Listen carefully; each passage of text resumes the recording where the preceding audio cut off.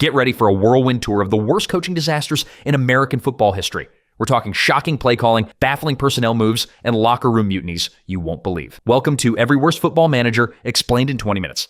Here's our countdown of the biggest train wrecks to ever grace an NFL sideline. Number 10, Ray Handley. Ray Handley took the reins of the New York Giants in 1991, replacing two-time Super Bowl champion coach Bill Parcells. Imagine stepping into those shoes. 1 minute, the Giants are on top of the football world. The next, fans wonder why their new head coach looks so lost on the sideline. Under Handley, the Giants went 8-8 in his first season, missing the playoffs, then slumped to 6-10 the following year. That's a combined 14-18 record, effectively erasing the glow of those Parcells years.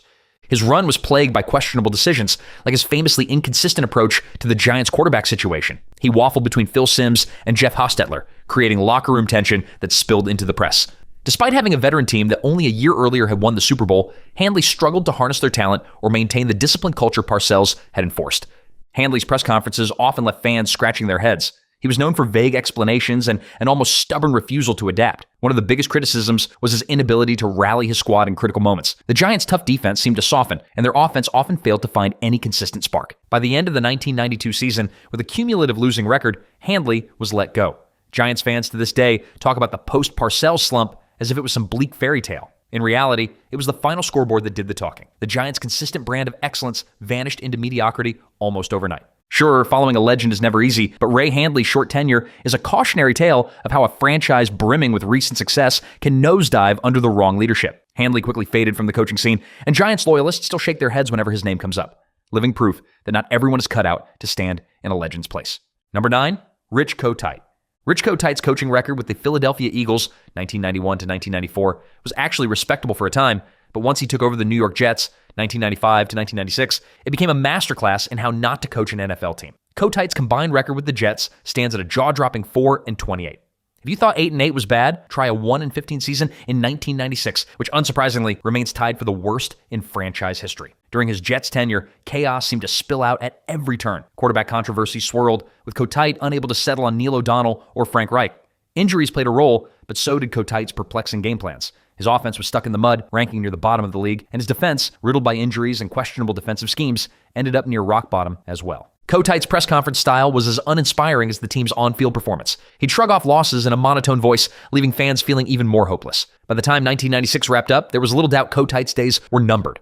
Most coaches in the hot seat try to salvage their job with a spark, but Kotite's sinking ship never found a lifeboat. Fans still remember the period as one of the darkest in Jets history, a time when Fireman Ed's cheers sounded more like rescue signals. The media hammered him, pointing out that his once decent run in Philadelphia looked more like a mirage, especially since that success was built partially on the defensive schemes put in place by previous Eagles head coaches.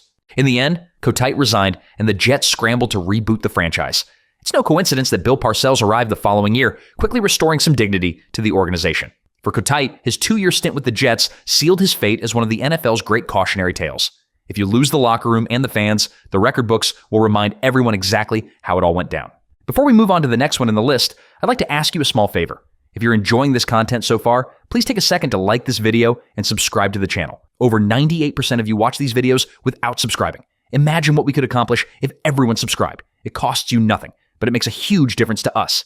Thanks to all of you who do. Number 8, Steve Spurrier. The old ball coach arrived in the NFL with a suitcase full of college accolades from his successful run at the University of Florida. Washington was so excited in 2002 that they shelled out a reported 5-year, $25 million contract, at the time making him one of the highest paid NFL coaches. The honeymoon lasted about as long as a broken play on 4th and goal. Spurrier ended his stint, 2002 to 2003, with a 12-20 record, according to ESPN's archives. College success doesn't always translate to the pro level, and Spurrier's brand of fun and gun offense never really took flight in Washington. His pass-heavy schemes and insistence on drafting or signing former University of Florida players like Shane Matthews and Danny Werfel looked suspect from the get-go. Opponents quickly exploited his system's weaknesses, and Spurrier seemed bewildered when asked to adapt to NFL-style defenses. He once joked that running the ball was overrated, but that quip turned into comedic irony as the team often fell behind early, desperate for points. The jokes eventually turned sour, and the media hammered him for looking unprepared and overwhelmed. Fans who'd expected fireworks got more fizzle than sizzle. Off the field, Spurrier's casual demeanor clashed with the NFL's grinded-out culture. Stories about him leaving the facility before most coaches would even think about clocking out started to surface, fueling the narrative that he wasn't cut out for the league's endless hours of film study and strategy sessions. By his second season, the writing was on the wall. Washington's record stood at 5-11, closing out another year of frustration. Spurrier resigned shortly after, heading back to the college ranks where he rebuilt his reputation at South Carolina. For diehard Washington fans, his brief NFL cameo remains a reminder that even the biggest names in college coaching can be out of their depth under the pro spotlight. He's an all-time NCAA legend, sure, but in the NFL, he'll always be remembered as a high-profile flameout. Number 7, Bobby Petrino. Bobby Petrino's exit from the Atlanta Falcons in 2007 is so infamous, it has almost eclipsed everything else about his short-lived pro career. Hired to lead a rebuilding Falcons team, he lasted just 13 games, racking up a 3-10 record before abruptly resigning to take the head coaching job at the University of Arkansas. If the record wasn't bad enough, the manner of his departure stirred a public relations firestorm that still resonates among NFL loyalists. He left a note for his players, yes, a note, rather than addressing them in person. For a profession that thrives on leadership and unity, it was the ultimate betrayal. Falcons owner Arthur Blank and the entire fan base felt blindsided. According to numerous ESPN and NFL.com reports, players found out about his exit from media outlets before they ever heard it from their coach. Even before that fiasco, Petrino's run in Atlanta was rocky. The team was dealing with the fallout from Michael Vick's suspension related to his dogfighting investigation. Losing your franchise quarterback is rough, but Petrino's approach drew criticism for its college-like dictatorial style. NFL veterans bristled at his methods, and it didn't help that he was juggling inexperienced QBs like Joey Harrington, Byron Leftwich, and Chris Redmond with limited success. Game plans were erratic too. On some Sundays, the Falcons looked capable on offense. On others, they seemed utterly lost, struggling for first downs. The defense was under constant strain as the offense had trouble controlling the clock. Fans rarely saw a consistent identity, a hallmark of coaching instability. When Petrino bolted for Arkansas just 24 hours after telling the media he was committed to the Falcons, it confirmed the suspicion that he'd never fully bought into the job. It was a move that continues to define him in NFL lore. While Petrino found renewed success in the college ranks, his short and scandalous NFL tenure remains a case study in how not to handle adversity, and definitely how not to say goodbye to a team of pros. Number 6, Lou Holtz. Lou Holtz's college coaching resume is the stuff of legend. He turned programs like Notre Dame into national champions, but his 1976 stint with the New York Jets is one of the quickest flameouts ever seen in the NFL. Hired to replace Charlie Winter, Holtz came in with a reputation as a motivator. That magic never materialized in the pro locker room. He guided the Jets to a 3-10 record before abruptly resigning with one game still left in the season. Players often mention that Holtz tried to replicate his strict college coaching style in the NFL. Pro athletes, however, don't respond the same way 18-year-olds do under scholarship. Holtz introduced fight songs and rah-rah slogans that might fire up a college campus on Saturday. But by Sunday in the NFL, they fell flat. In fairness, the Jets roster wasn't exactly brimming with talent at the time, especially compared to powerhouses like the Pittsburgh Steelers or the Dallas Cowboys. Joe Namath was nearing the end of his career, battling knee injuries that limited his effectiveness. Nonetheless, Holtz's game plans looked out of sync with the pro-style offense. While few specific meltdown moments stand out, mainly because the entire year was a slog of poor showings, the final straw was Holtz's lack of belief in his own potential to adapt. He left before the season finale, citing that he was better suited for the college game. Fans and media alike were stunned to see him pack up so quickly, but he wasted no time returning to the NCAA, eventually finding greater success at Arkansas and later Notre Dame. Though he remains a titan in college football history, Holtz's short stint with the Jets is the ultimate cautionary tale that not every legendary college coach can manage NFL egos, the professional schedule, or the intensity of America's biggest stage. For Jets fans, it was just another chapter in a long book of frustration. But for Holtz, it was a swift lesson in knowing where your true strengths lie. Number 5, Cam Cameron. Cam Cameron's 2007 season with the Miami Dolphins is legendary for all the wrong reasons. The Dolphins finished the year 1-15, and if it hadn't been for a miracle overtime win against the Baltimore Ravens in Week 15, they might have become the first NFL team to go 0-16. Cameron's single season in Miami ranks among the worst in franchise history. No small feat given that the once proud Dolphins franchise had fallen on hard times after Dan Marino's retirement. Cameron had shown promise as an offensive coordinator with the San Diego Chargers, guiding an explosive unit led by LaDainian Tomlinson. But head coaching in the NFL is a different animal, and the Dolphins never found their footing under his leadership. The quarterback position was a revolving door of disappointment, with Cleo Lemon and John Beck both struggling. Ronnie Brown's season-ending knee injury left the rushing attack floundering, and the defense repeatedly found itself pinned on short fields. One particular lowlight was a 13-10 home loss to the woeful New York Jets, a battle of the cellar dwellers. Miami's offense sputtered, their defense was shredded by a subpar Jets unit, and the home crowd booed relentlessly. Cameron's play calling came under fire for being too conservative at times, then oddly risky in the worst spots. Cameron's demeanor on the sidelines did him no favors. Instead of lighting a fire under his players, he often appeared perplexed or indecisive. Critics said the team lacked identity, leadership, and any semblance of momentum. The front office recognized the disaster and parted ways with Cameron immediately after that 1-15 campaign. He eventually found his footing back in the offensive coordinator role in Baltimore, even helping the Ravens capture a Super Bowl in the 2012 season, though he was let go late that year. But when Dolphins fans hear his name, they still cringe at the memory of a season that nearly ended in 0-16 ignominy. With Cameron at the helm, it was a year defined by misery, questionable decisions, and the desperate relief of that solitary win. Number 4, Marty Mornhinweg.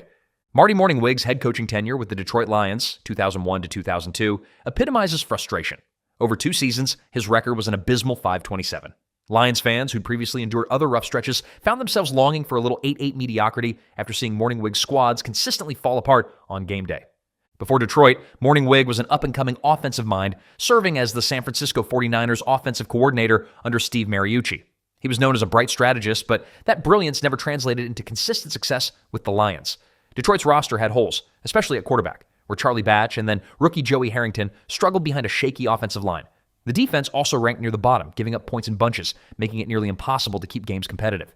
One infamous moment sticks out: the win decision in a 2002 overtime game against the Chicago Bears.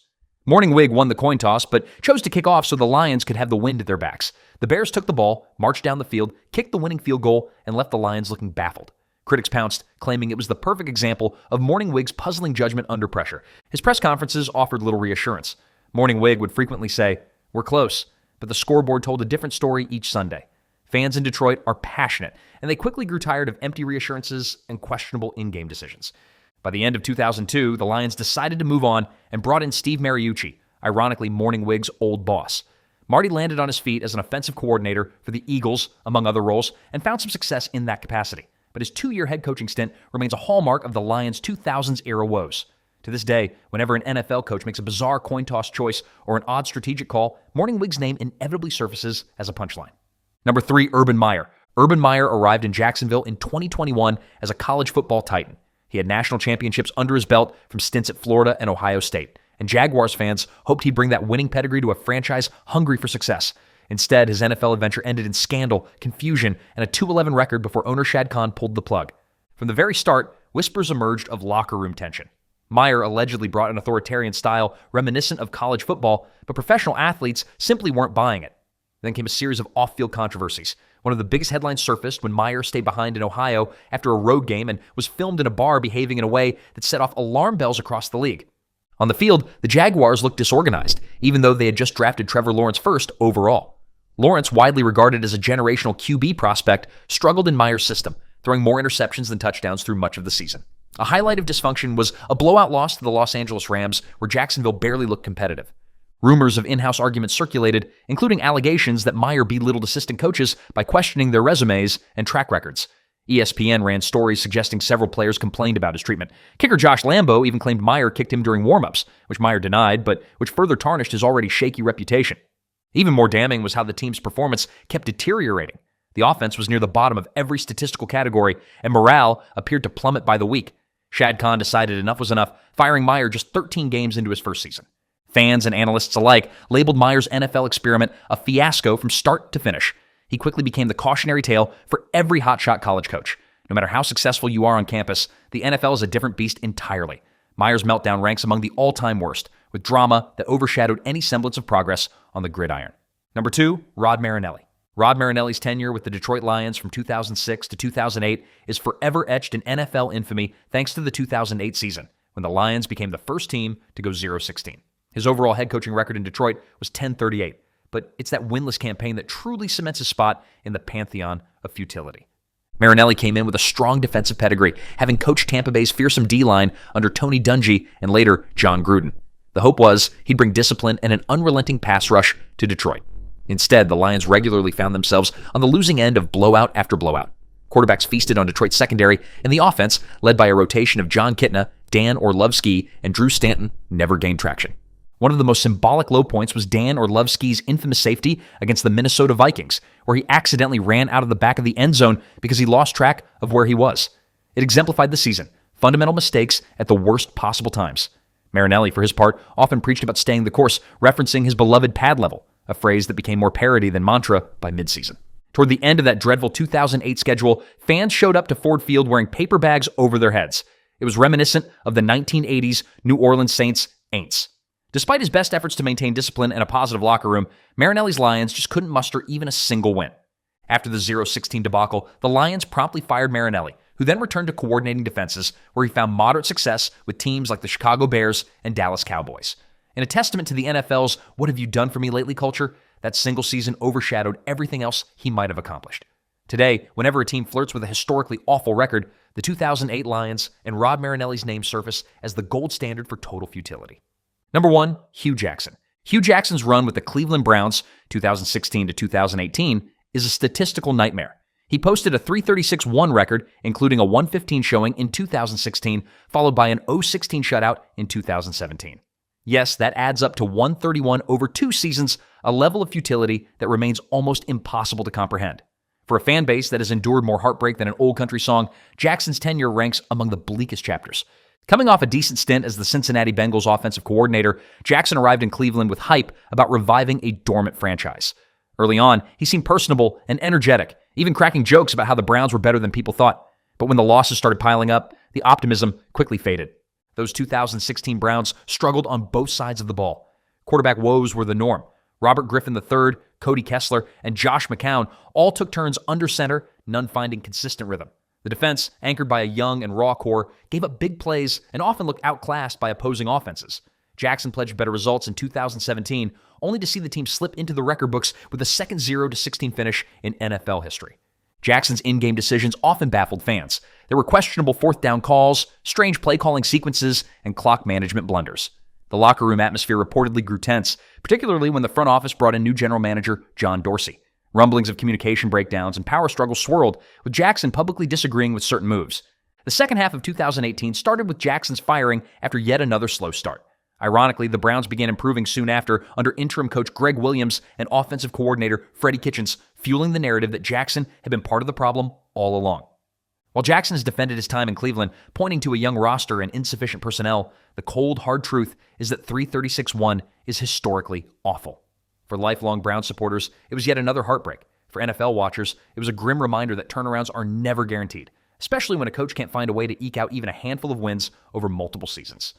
Thank you for sticking around for this eye-opening tour of American football's most infamous coaching train wrecks. Jokes aside, every one of these men proves the NFL is ruthless if you can't adapt, lead, or win in a hurry. Hope you found this breakdown both informative and entertaining. If you enjoyed reliving these jaw-dropping failures, remember to hit that subscribe button so you never miss our high-energy dives into football's biggest triumphs and tragedies. Until next time, here's hoping your team's next hire stays far from a list like this.